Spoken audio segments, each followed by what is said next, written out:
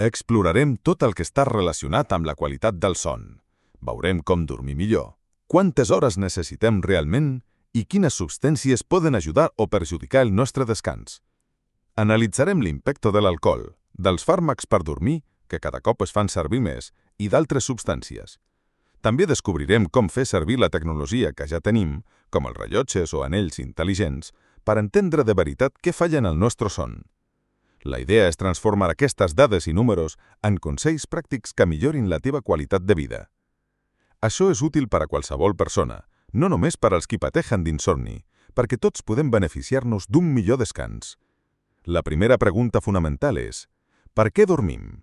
Si alguna vegada has passat una nit sencera despert, coneixes la resposta. L'endemà et costa concentrar-te, el teu rendiment mental baixa i el teu estat d'ànim empitjora. És probable que et sentis més irritable i tinguis més facilitat per discutir amb la teva parella o companys de feina. No es tracta només de memòria o estudi, sinó de com ens relacionem amb els altres. Quan no dorms prou, el teu cos entra en un estat d'alarma. Interpreta la falta de son com una amenaça i es manté en alerta constant. Això té conseqüències negatives. El teu sistema immunitari es debilita i tens més possibilitats a posar-te malalt. Si vols guanyar massa muscular, la falta de son perjudica aquesta reparació. El mateix passa amb la creativitat i la capacitat de pensar amb claredat. La resposta curta és que dormir serveix per netejar el nostre cervell. Durant el dia, acumulem una mena de brossa celular per l'energia que gastem. Durant el son profund, el cervell accelera el procés de neteja per eliminar tots aquests residus. Ara, el gran dubte: he de dormir 8 hores obligatòriament? Les 8 hores són una recomanació general. La quantitat de son que necessites depèn de si has aconseguit tenir prou son profund i son REM, que són les fases més reparadores. No obstant això, la majoria de nosaltres probablement necessitem dormir més del que pensem. La ciència diu que dormir unes 7 hores per nit és, de mitjana, on s'observa el menor risc de mortalitat. Però és important entendre que les persones que dormen molt de vegades tenen altres problemes, com depressió o alguna malaltia. Cada persona és diferent i ha d'escoltar el seu cos. Personalment, per sentir-me al 100%, necessito prop de 7 hores i 45 minuts. A més, la necessitat de son canvia amb l'edat. Com segurament saps si tens fills, els nens dormen molt més que els adults. En la bellesa, en canvi, ens costa més dormir i solem dormir menys hores. Aquesta disminució és un procés natural. El cos es desenvolupa i regenera molt durant el son profund, per això és tan vital per a un nen en creixement o per a algú que vol reparar els seus músculs. Un dels conceptes més importants per a un bon descans és la regularitat. Això significa anar a dormir i despertar-se més o menys a la mateixa hora cada dia. El nostre rellotge intern, anomenat cicle circadià, que regula quan ha de reparar teixits o produir hormones com la testosterona o la del creixement. Si un dia te'n vas a dormir a les 12 de la nit i l'endemà a les 3 de la matinada, alteres tot aquest ritme. El principal problema per a la majoria de la gent és mantenir un horari de son constant. Idealment, per a un son perfecte, hauries de poder despertar-te cap a les 7 del matí de forma natural, la qual cosa significa que hauries d'estar dormint, com a molt tard, a les 11 de la nit. I què passa amb la migdiada? Quan no dormim prou, acumulem un deute de son. La migdiada pot ajudar a millorar molt el rendiment mental. Un truc molt efectiu és prendre un cafè i just després fer una migdiada curta de menys de 20 minuts. El cafè triga una estona en fer efecte, així que quan et despertis sentiràs tant el benefici de la migdiada com el de la cafeïna. Si vols fer migdiades més llargues, hi ha dues opcions, o molt curtes, de menys de 20 minuts, per no entrar en son profund i sentir-te atordit a despertar, o de més de 90 minuts, que és la durada aproximada d'un cicle complet de son. El meu consell és que primer intentis millorar el teu son nocturn i facis servir la migdiada només com una eina per compensar si fa falta. El son es divideix en 3 fases importants: son lleuger, son profund i son REM. El son profund ocorreix principalment a la primera meitat de la nit, mentre que el son REM és més freqüent a la segona meitat de la nit.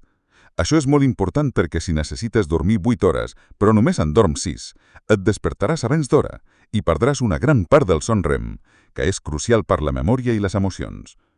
De vegades ens despertem durant la nit. Alguns despertars els recordem, però altres són tan breus que no som conscients. L'objectiu és evitar-los tots dos. Moltes persones, degut a l'estrès i l'ansietat, tenen un son molt superficial i qualsevol soroll els desperta. Això dificulta l'arribar al son profund. Una rutina relaxant abans de dormir i alguns suplements poden ajudar a reduir aquest estat d'alerta. El son lleuger ocupa aproximadament el 50% del nostre temps de descans, unes 4 hores si en dormim 8. En aquesta fase la respiració es torna més lenta i els músculs es relaxen. No és una fase que necessitem optimitzar activament, però és útil, per exemple, en les migdiades curtes per evitar entrar en son profund. El son profund és on es produeixen les ones cerebrals més lentes, anomenades ones delta. És la fase clau per a la reparació física i mental. Si et aixeques cansat, et costa concentrar-te o tens problemes per controlar el sucre en la sang, és possible que no estiguis tenint prou son profund. Dormir poc és un estrès que eleva el cortisol, una hormona que pot augmentar el sucre en la sang. El son profund millora l'energia, la memòria i ajuda a regular la glucosa. Una forma gratuïta de potenciar-lo és escoltar ones binaurals amb auriculars a anar a dormir. Són sons amb freqüències una mica diferents a cada orella que ajuden al cervell a entrar en aquest estat de relaxació profunda. La fase de son REM és molt interessant, aunque la entenem menys. És quan somiem, i el nostre cos sol està paralitzat perquè no actuem als nostres somnis. Durant el son REM, consolidem la memòria. La informació del dia es transforma en records a llarg termini. Per això es diu que és fonamental dormir bé quan estàs estudiant. Ara parlem d'estratègies pràctiques. El consell més important és la regularitat, especialment per als qui treballen de nit. Si el teu horari de feina ja va en contra del teu rellotge biològic, és encara més crucial que mantinguis un horari fix de son i vigília, fins i tot els caps de setmana. Encara que mai no t'adaptaràs al 100% a estar despert de nit, ser regular farà que sigui menys perjudicial per a la teva salut. Crear una rutina abans de dormir és clau. Un consell bàsic és baixar la intensitat de les llums de casa teva unes 2 hores abans d'anar a dormir. La llum, sobretot la llum blava de les pantalles i les bombetes fortes, diu al teu cervell que és de dia i frena la producció de melatonina, l'hormona del son. No només importa el color de la llum, sinó també la seva brillantor i la seva alçada. Un llum de nit, amb llum càlida i per sota del nivell dels teus ulls, té un impacte molt menor que una llum forta al sostre. El menjar també afecta el descans. La digestió gasta molta energia, un procés que competeix amb la reparació que té lloc durant el son profund. Si sopes molt i te'n vas a dormir poc després, el teu cos estarà ocupat digerint en lloc de reparant-se. Per optimitzar el son profund, intenta deixar passar diverses hores entre el teu últim àpat i l'hora de dormir, especialment si el menjar ha estat abundant. L'exercici intens és una de les millors eines per millorar el son profund. Com millor sigui el teu estat cardiovascular, més baixa serà la teva freqüència cardíaca en repòs, la qual cosa indica un bon descans. Fer exercici vigorós augmenta el percentatge de son profund que tens a la nit. Intenta fer-ho almenys 5 hores abans d'anar a dormir, però si no pots, és molt millor fer exercici tard que no fer-ne. Si fas servir un rellotge o anell intel·ligent, pots aprendre molt. L'eficiència del son et diu quin percentatge del temps que passes al llit estàs realment adormit. L'ideal és que sigui el més alta possible. La freqüència cardíaca en repòs és una altra dada útil. Si el teu cor arriba al seu punt més baix molt tard de la nit, pot ser un senyal que no t'estàs recuperant bé, pot ser per un excés d'esforç. Per evitar aixecar-te a orinar a la nit, tinc en compte que els teus ronyons filtren menys líquid durant la nit. Beure grans quantitats d'aigua just abans de dormir augmenta el risc. A més, si refredes molt l'habitació, els vasos sanguinis es contrauen i envien més sang cap als ronyons, la qual cosa també pot fer que necessitis anar al lavabo. El motiu principal de despertar-se deshidratat no és no beure aigua a la nit, sinó dormir amb la boca oberta. Una prova senzilla és fer servir una cinta hipoal·lergogena sobre els llavis per veure si pot respirar pel nas mentre dorms. Una bona respiració nasal és clau per a la qualitat del son i la saturació d'oxigen. Un truc curiós per dormir més ràpid és prendre un bany d'aigua calenta abans d'anar a dormir. Encara que sembli contradictori, en escalfar el teu cos, els vasos sanguinis es dilaten. Quan surts del bany, el teu cos perd aquesta calor ràpidament, la qual cosa provoca un refredament intern que ajuda a agafar el son. Combinar això amb llums tènues i un te relaxant com camamila o valeriana és una rutina molt efectiva. La meditació o mindfulness abans de dormir també són excel·lents eines gratuïtes. Ajuden a calmar l'activitat cerebral i arribar més ràpid als estats de relaxació previs al son profund. Hi ha tècniques més avançades, com aparells que estimulen elèctricament el nervi vag al coll o a l'orella. Aquest nervi controla la resposta de relaxació del cos, per lo qual estimular-lo de forma artificial pot ajudar a calmar-se. També és important la qualitat de l'aire. Un filtre d'aire, un humidificador o fins i tot plantes com la llengua de sogre poden millorar l'ambient de la teva habitació, sobretot si fa servir aire condicionat que tendeix a assecar l'aire. Ara parlem de fàrmacs i supliments. Molts medicaments per dormir, com les benzodiazepines o el soldipem, t'ajunten a quedar-te a dormir, però redueixen la quantitat de son profund. Dorms més temps, però és un son de pitjor qualitat. A més, alguns d'aquests medicaments semblen dificultar la neteja de substàncies com la adenosina al cervell, que és un dels principals objectius del son. Per això no són una bona solució a llarg termini. Pel que fa als suplements, cadascun té un ús específic. No serveixen per a tot ni per a tothom. El GABA és una substància que ajuda a calmar l'activitat cerebral. És útil per a persones que li costa agafar el son perquè ajuda a entrar més ràpid a la fase de son profund. L'ashwagandha és un adaptogènic, com una planta, que ajuda al cos a gestionar l'estrès. S'emprèn abans de dormir per reduir els pics de cortisol al matí.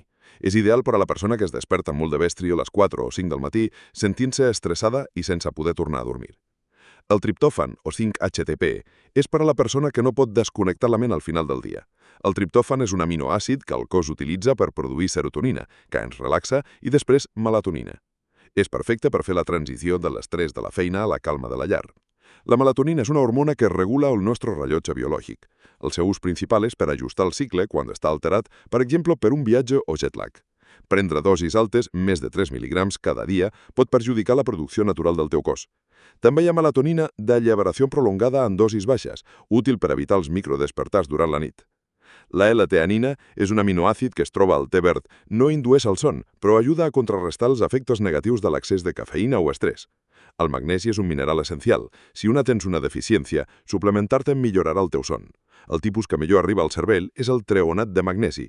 I finalment l'alcohol, encara que potser t'ajudi a dormir-te més ràpid, destrueix la qualitat del teu son, redueix el son profund i el son REM, i sovint provoca despertars a la segona meitat de la nit. El resultat és un descans poc reparador.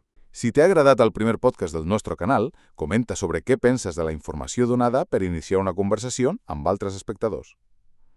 Si t'agraden els podcasts sobre salut, clica en el vídeo que sortirà en pantalla o en el link en la caixa de comentaris per veure'n més.